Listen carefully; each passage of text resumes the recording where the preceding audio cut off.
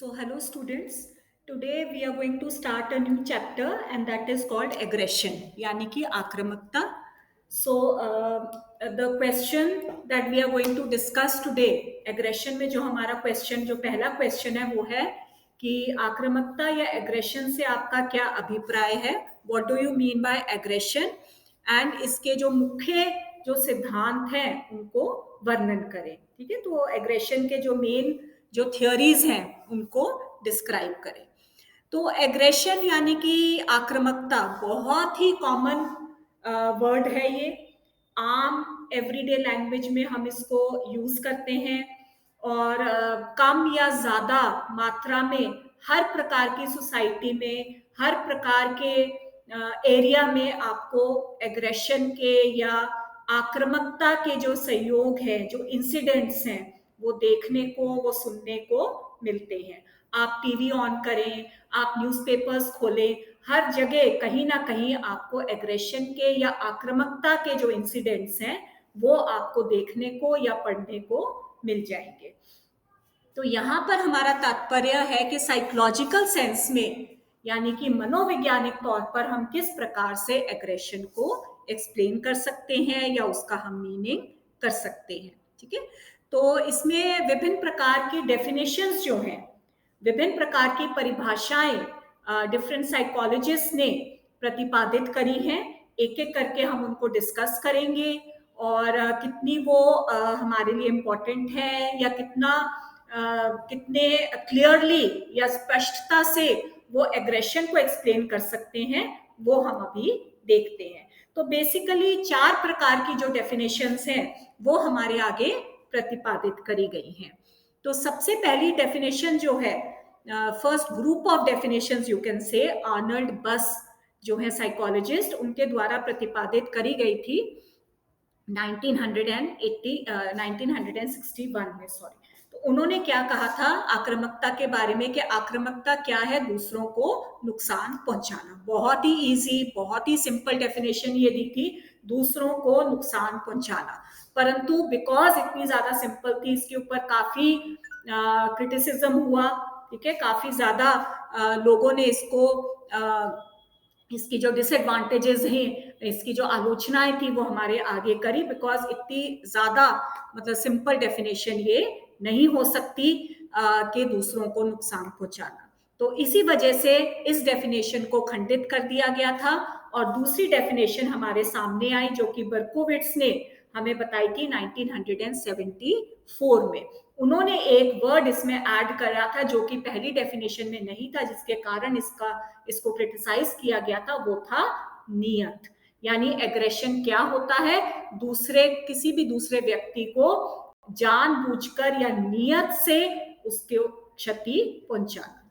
ठीक है, जानबूझकर या नियत word is very important, because वो चीज एग्रेशन नहीं होती जहां पर हम अचानक से या बिना हमारे जाने समझे कोई चीज हो जाती है. फॉर एग्जाम्पल, आप मेले में जा रहे हैं, ठीक है, बहुत भीड़ भाड़ है वहां पर, आप घूमने गए हैं मेले में, कि अचानक भीड़ में किसी का पैर आपके ऊपर पड़ जाता है और आपको दर्द होता है. परंतु ये एक्ट जो है ये एग्रेशन नहीं कहलाएगा, बिकॉज ये जो पैर जो दूसरे व्यक्ति का आपके पैर पर पड़ा है वो नियत से नहीं पड़ा, जानबूझकर नहीं पड़ा, उसने आपको क्षति पहुंचाने के लिए कार्य नहीं किया है. ठीक है, तो इसको हम एग्रेशन नहीं मान सकते, इसीलिए ये फर्स्ट ग्रुप ऑफ डेफिनेशन जो है वो खंडित कर दी गई थी. और ये दूसरी डेफिनेशन जो है बर्कोविट्स की, ये अस्तित्व में आई यानी कि नियत से. जब हम जानबूझकर किसी को क्षति पहुंचाने के लिए ये कार्य करते हैं कि एक दूसरे के जानबूझकर उसके पैर के ऊपर अपना पैर रख दिया ताकि उसको पेन हो, that is called aggression.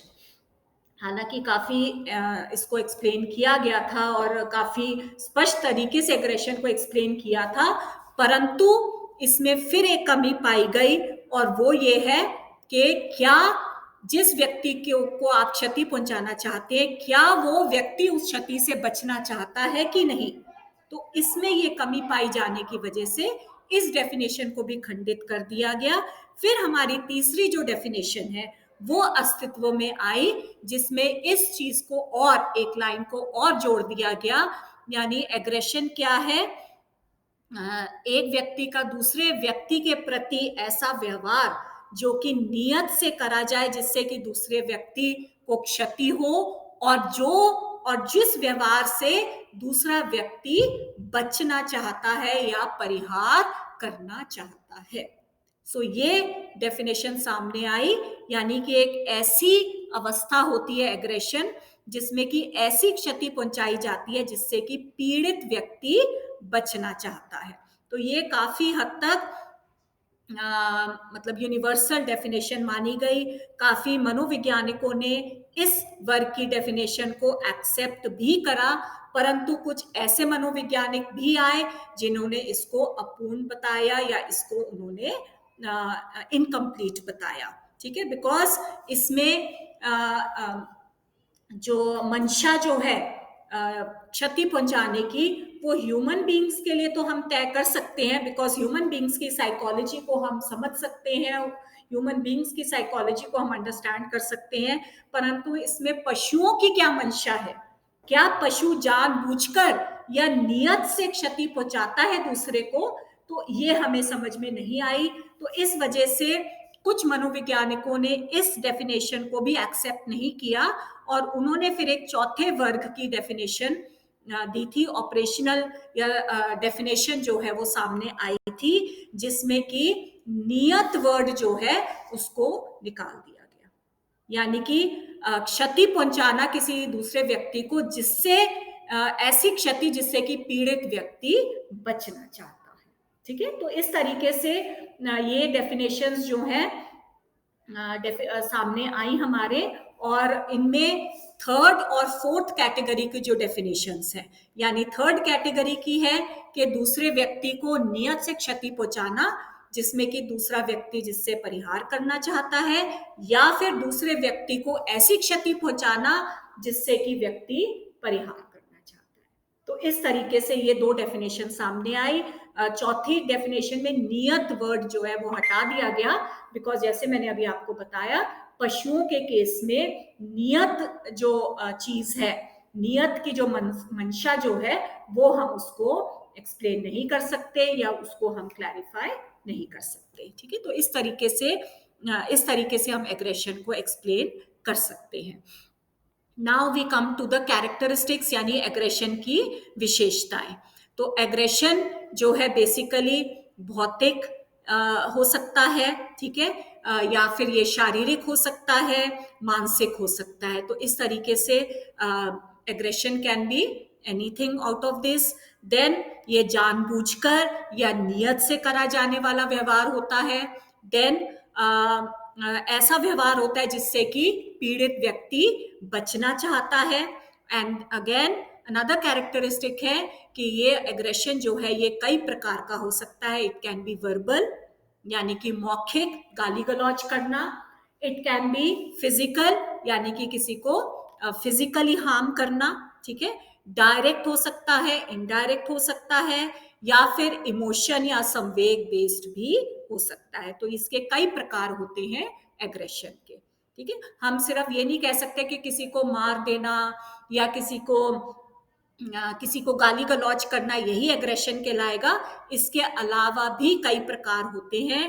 Active, passive प्रकार भी हो सकते हैं। पैसिव का मतलब क्या होता है कि बिना कुछ ज्यादा कहे, बिना एक्टिवली या क्रियात्मक ढंग से भी आप किसी दूसरे को नुकसान पहुंचा सकते हो।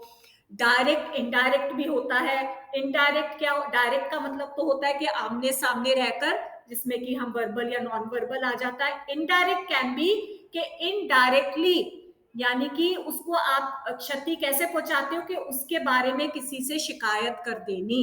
ठीक है, अपनी बहन के बारे में अपनी मम्मी से शिकायत कर देनी, दिस इज कॉल्ड इनडायरेक्ट। यानी कि इनडायरेक्टली आप अपनी बहन को या अपने भाई को या किसी भी और थर्ड पर्सन को हार्म पहुंचाना चाह रहे हो। जिस व्यक्ति से आप उसकी शिकायत करोगे वो आप उस व्यक्ति को, जो दूसरा व्यक्ति है, उसको नुकसान पहुंचाएगा। ठीक है, तो इस प्रकार से ये कई प्रकार होते हैं एग्रेशन के, और किसी भी फॉर्म में अगर हम बिहेव करते हैं दूसरे व्यक्ति के प्रति तो वो एग्रेशन कहलाएगा। तो अब हम ये जो मेजर जो प्रकार हैं इनको एक बार डिस्कस कर लेते हैं। टाइप्स ऑफ एग्रेशन, जैसे कि अभी मैंने आपको बताया, फिजिकल एंड वर्बल, ये दो प्रकार बहुत इंपॉर्टेंट होते हैं और बहुत कॉमन भी होते हैं, ठीक है, जिनको हम इजीली समझ भी सकते हैं। फिजिकल का क्या मतलब होता है? किसी को धक्का दे देना, या किसी को मुक्का मार देना, या चाकू छुरी मार देना, ठीक है, यानी कि फिजिकली, शारीरिक रूप से हम किसी को हार्म करते हैं, उसको हम फिजिकल कहते हैं। और वर्बल का मतलब होता है गाली गलौज करना, किसी का मजाक उड़ाना, उपहास करना, वर्बली, बिना हाथ लगाए, मुख से, मौखिक तौर पर अगर हम किसी को क्षति पहुंचाते हैं, किसी को हार्म करते हैं, दैट इज कॉल्ड वर्बल, ठीक है। तो ये दो मेजर प्रकार होते हैं। देन एक और प्रकार होता है emotion based versus instrumental aggression.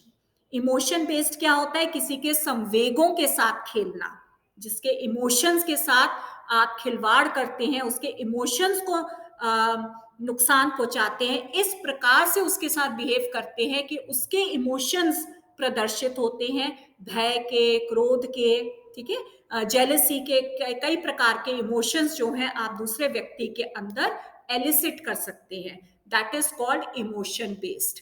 Instrumental based क्या होता है? कि इस प्रकार से नुकसान पहुंचाना कि दूसरा व्यक्ति कोई अपनी कोवेटेड चीज, कोई ऐसी चीज जो बहुत ज्यादा वो पाना चाहता है, वो उसको ना मिले। This is called instrumental based. यानी कि एक छोटा बच्चा है, ठीक है, उसको हम पनिश कर रहे हैं उसकी मनपसंद टॉय या उसकी मनपसंद कोई मिठाई, टॉफी, चॉकलेट उसको ना देकर। This is called instrument based. ये भी आपका एक प्रकार का एग्रेशन ही होता है कि आप उस बच्चे को पनिश कर रहे हैं, उस बच्चे को नुकसान पहुंचा रहे हैं, उसकी मनपसंद कोई भी चीज ना देकर, ठीक है। तो this can be emotion based और instrumental based. Then active versus passive, ये भी दो प्रकार के एग्रेशन हो सकते हैं। एक्टिव एग्रेशन क्या है? कि एक्टिवली या फिर सक्रिय तरीके से आप किसी दूसरे व्यक्ति को नुकसान पहुंचाने की कोशिश करो। यानी कि एक्टिवली क्या होता है? उसको मारकर, गाली गलौज कर कर, किसी भी तरीके से आप एक्टिवली दूसरे व्यक्ति को नुकसान पहुंचा रहे हो। और पैसिव या निष्क्रिय भाव से क्या होता है? कि बिना आमने सामने हुए, बिना मतलब कि किसी दूसरे व्यक्ति को पता चले कि आप उसको नुकसान पहुंचा रहे हो, आप उसको नुकसान, ये आप इनडायरेक्ट वे ऑफ एग्रेशन भी इसी में आ जाता है कि आप उसकी शिकायत किसी से कर दो, ठीक है। आप जैसे फॉर एग्जांपल स्टूडेंट्स हैं, ठीक है, एक लड़की जो है दूसरी लड़की को नहीं चाहती या उसको पनिश करना चाहती है, तो उसकी झूठी शिकायत वो टीचर को लगा देगी, तो टीचर उसको पनिश करती है फिर उस लड़की को। तो this is called passive aggression. And ये हम इसको इनडायरेक्ट एग्रेशन भी कह सकते हैं कि डायरेक्टली आप किसी को हार्म ना पहुंचाकर किसी और तरीके से आप उसको हार्म कर रहे हो, ठीक है। या फिर उसके नोट्स फाड़ दिए, ठीक है, जो उसने ड्राइंग बनाई है उसको गड़बड़ कर दिया ताकि उसको मार्क्स ना मिले। तो इस प्रकार से हम पैसिव या इनडायरेक्ट एग्रेशन को एक्सप्लेन कर सकते हैं। So this is your small introduction about aggression, यानी एग्रेशन किसे कहते हैं और इसकी कैरेक्टरिस्टिक्स या विशेषताएं क्या होती हैं, एंड इसके मेजर प्रकार यानी कि टाइप्स। तो आपका जो क्वेश्चन आएगा कि एग्रेशन किसे कहते हैं, तो उसमें आप ये चीजें लिख सकते हो, ब्रीफ इंट्रोडक्शन अबाउट एग्रेशन, ठीक है। Then we come to the major part of the question, that is इसके प्रमुख सिद्धांतों का वर्णन करें, यानी इसके जो मेजर जो थ्योरीज हैं, प्रमुख जो सिद्धांत हैं, उनका वर्णन करें। सो इसमें आपके विभिन्न प्रकार के जो सिद्धांत हैं या विभिन्न प्रकार के जो थ्योरीज हैं, उनको हम यहाँ पर एक्सप्लेन करेंगे, थ्योरीज ऑफ एग्रेशन। तो इसमें आपको सबसे पहले हमारे सामने ये प्रश्न उठता है कि मनुष्य, कोई भी मनुष्य या कोई भी प्राणी आक्रामकता क्यों प्रदर्शित करता है, ठीक है। Why does a person express या why does a person show aggression? तो ये एक बहुत ही महत्वपूर्ण क्वेश्चन है और इस क्वेश्चन का अर्थ ढूंढने के लिए विभिन्न मनोवैज्ञानिकों ने विभिन्न प्रकार की थ्योरीज का प्रतिपादन किया है, जिनको हम एक एक करके डिस्कस करेंगे। तो सबसे पहली जो थियोरीज आ जाती हैं, group of theories you can say, that is called biological theories, यानी कि हमारे जो जैविकीय सिद्धांत होते हैं। ठीक है, जैविकीय सिद्धांत क्या होते हैं? जो आपके हेरिडिटरी होते हैं, इनहेरिटेड होते हैं, किस तरीके से हम इनको एक्सप्लेन कर सकते हैं।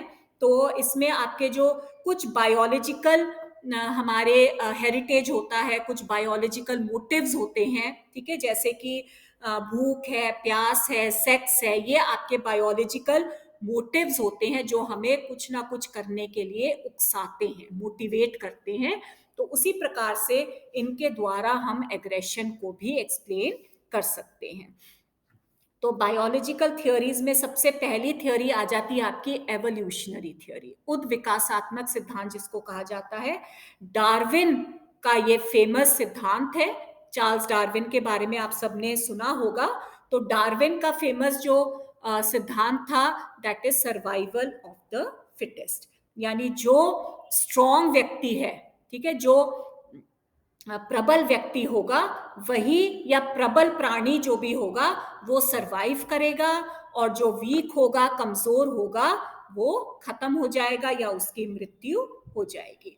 तो डार्विन ने अपनी इस एवोल्यूशनरी थ्योरी में काफी एग्जाम्पल्स दिए थे कि किस तरीके से एक चिड़िया है, आपने अगर बर्ड्स को आप नोटिस किया होगा आपने, तो एक जगह पर घोंसला बनाने के लिए, ठीक है, एक ऐसी प्रॉपर, जैसे अगर ट्री है उसके किसी ब्रांचेस के बीच में या परछत्ती के ऊपर कोई, मतलब कोई ऐसी सेफ प्लेस पर घोंसला बनाने के लिए कई चिड़िया जो हैं, कई स्पीशीज चिड़िया की कोशिश करती हैं, बिकॉज सारी की सारी स्पीशीज को वही कुछ एक सुरक्षित स्थान मिलते हैं। तो इसमें क्या होता है, जो सबसे ज्यादा प्रबल चिड़िया जो होगी, या सबसे ज्यादा जो चतुर या इंटेलिजेंट चिड़िया जो होगी, वो उस स्थान पर घोंसला बनाने के लिए कामयाब हो जाती है, और बाकी की जो चिड़िया होती है उसको वहां से उड़ जाना पड़ता है, या उसको वहां से चला जाना पड़ता है, और ऐसी जगह पर वो घोंसला बनाएगी जो इतनी ज्यादा सेफ नहीं है, और हो सकता है वहां से उसका घोंसला जो है वो गिर जाए, या जो अंडे उसने उस घोंसले में दिए हैं वो गिरकर टूट जाए। तो यानी कि सर्वाइवल के लिए स्ट्रांग होना, प्रबल होना, चतुर होना बहुत आवश्यक होता है। ये हमें चार्ल्स डार्विन ने बताया था। तो इस डार्विन की इस एवोल्यूशनरी थ्योरी के ऊपर ही हर्बर्ट स्पेंसर की थ्योरी बेस्ड है। उद्विकासात्मक जो सिद्धांत जो सामाजिक व्यवहार के ऊपर लागू होता है। एग्रेशन जो है या आक्रामकता जो है एक प्रकार का सामाजिक व्यवहार ही है हमारा।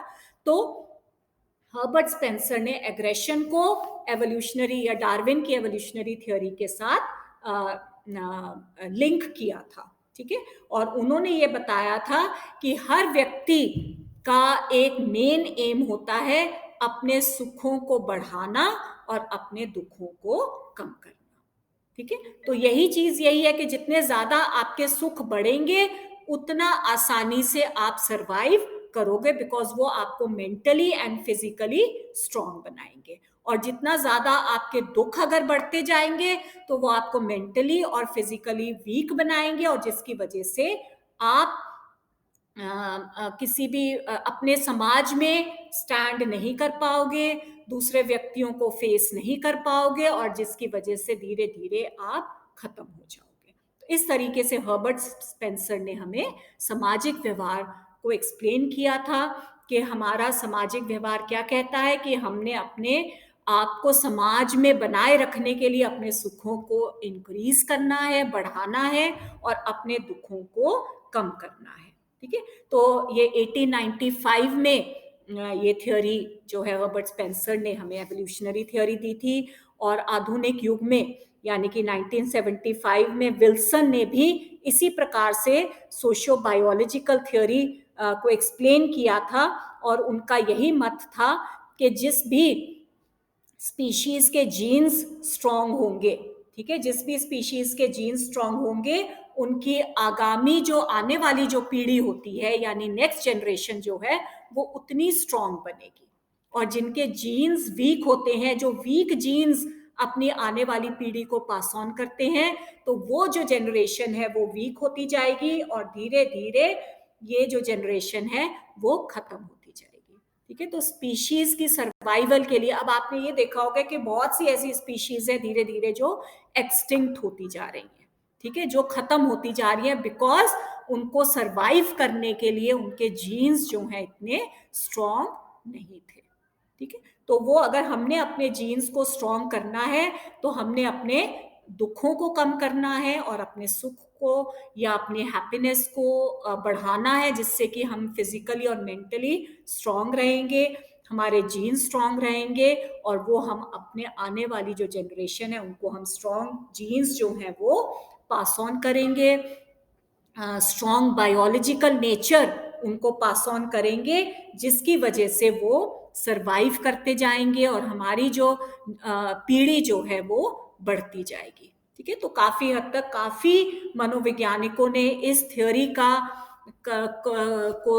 एक्सेप्ट किया है, उसके ऊपर सहमति दी थी, बिकॉज जाहिर सी बात है कि बायोलॉजिकल जो नेचर होती है, बायोलॉजिकल जो यानी कि जो हमारे जीन्स जो होते हैं, जो हम अपने पूर्वजों से इनहेरिट करते हैं, वो हमारे सर्वाइवल के लिए बहुत इम्पॉर्टेंट होते हैं। परंतु बहुत से ऐसे मनोवैज्ञानिक थे जिन्होंने इस थियोरी के ऊपर आपत्तियां भी उठाई। ठीक है, उसको क्रिटिसाइज भी किया और कहा कि कई बार कुछ ऐसी व्यवहार होते हैं हमारे जिनको प्राप्त करने के लिए इंस्टिंक्ट्स की जरूरत होती है, जिसमें जीन्स काम नहीं आते। यानी जैसे भोजन है या पानी है, भूख और प्यास मिटाने के लिए जरूरी नहीं है कि आपके अगर जीन्स के अंदर ये चीज है तभी आप भोजन और पानी को ग्रहण करोगे, ये जरूरी नहीं होता। ये आपका अंत प्रेरणा होती है, इसको कहते हैं इंस्टिंक्ट के भूख। बिकॉज जैसे ही एक बच्चा पैदा होता है उसके अंदर ये इंस्टिंक्चुअल होता है। You must have also noticed कि जैसे ही बच्चे को भूख लगती है बच्चा रोना शुरू कर देता है, उसको भूख वाली फीलिंग अंदर से आती है, वो एक इंस्टिंक्ट होता है, अंत प्रेरणा होती है। उसको ये चीज सिखाई नहीं जाती कि तुम्हें भूख लग रही है और अब तुम उस भूख वाली फीलिंग को लर्न करो, ऐसा नहीं होता।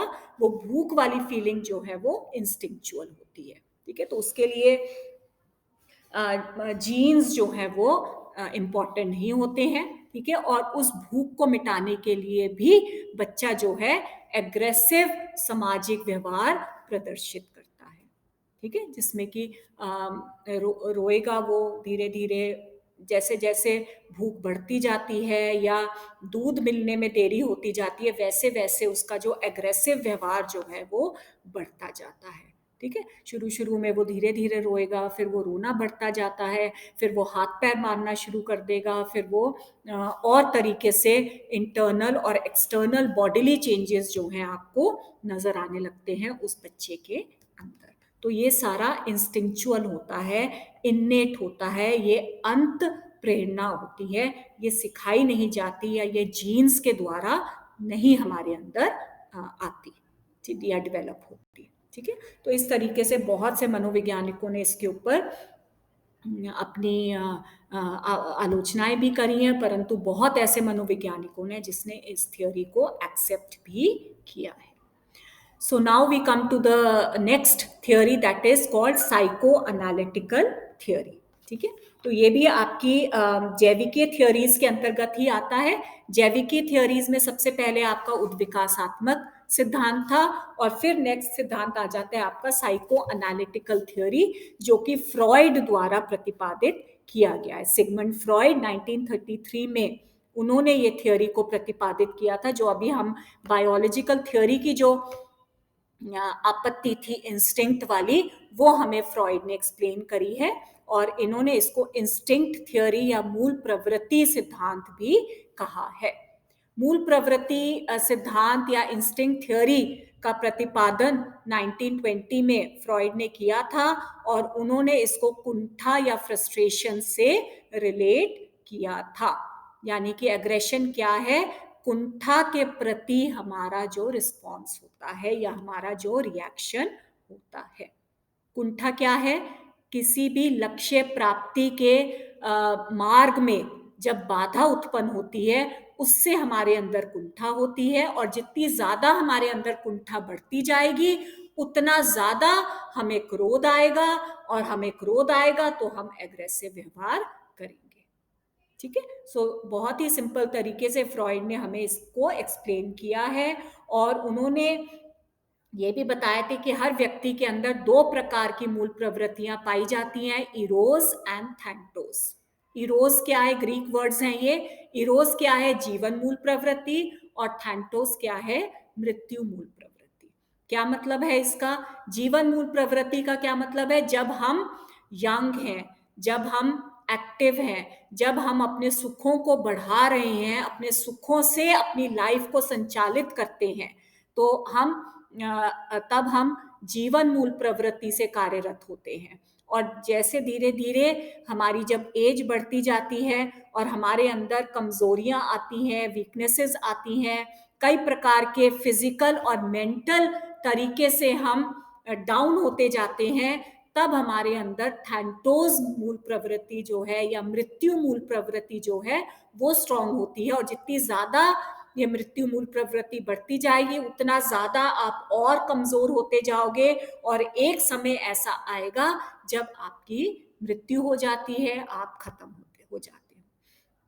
तो फ्रॉइड के अनुसार जितना ज्यादा आपके अंदर इरोज स्ट्रांग होगा उतना ज्यादा आप जीवित रह पाओगे, अपने आप को सरवाइव करोगे इस वर्ल्ड के अंदर, और जितना ज्यादा आपके अंदर थैंटोज स्ट्रांग होगा उतना आप कमजोर पड़ते जाओगे, अपने प्रतिद्वंदियों का विरोध नहीं कर पाओगे, उनका सामना नहीं कर पाओगे, और आपका जो सर्वाइवल रेट जो है वो कम होता जाता है।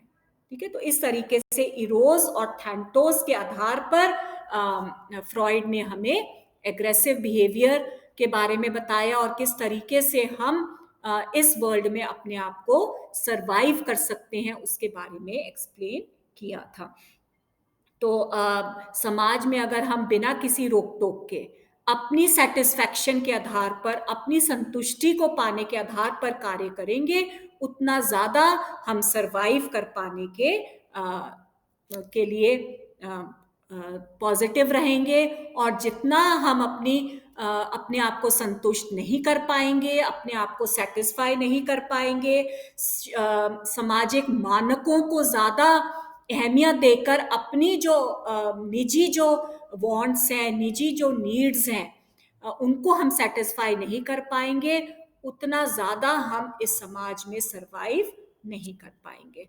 तो इट इज वेरी इंपॉर्टेंट कि हम इन दोनों के बीच में एक बैलेंस बना के रखें, यानी कि अपनी नीड्स को भी सेटिस्फाई करें और साथ साथ सामाजिक जो नीड्स हैं, सामाजिक जो नॉर्म्स हैं, मानक हैं, उनको भी फॉलो करें। यानी सामाजिक मानकों को फॉलो करते हुए अपनी नीड्स या अपनी वांट्स को सेटिस्फाई करना, दैट इज वेरी इंपॉर्टेंट। तभी आपका जो इरोज है वो स्ट्रांग हो पाएगा, और थैंटोस आपका तब स्ट्रांग होएगा जब आप अपनी नीड्स को खत्म करके सामाजिक मानकों के अकॉर्डिंगली चलते रहोगे, या फिर आप सामाजिक मानकों को नजरअंदाज करके सिर्फ अपने बारे में ही सोचते रहोगे, तब आप टोटली सेल्फिश कहलाओगे।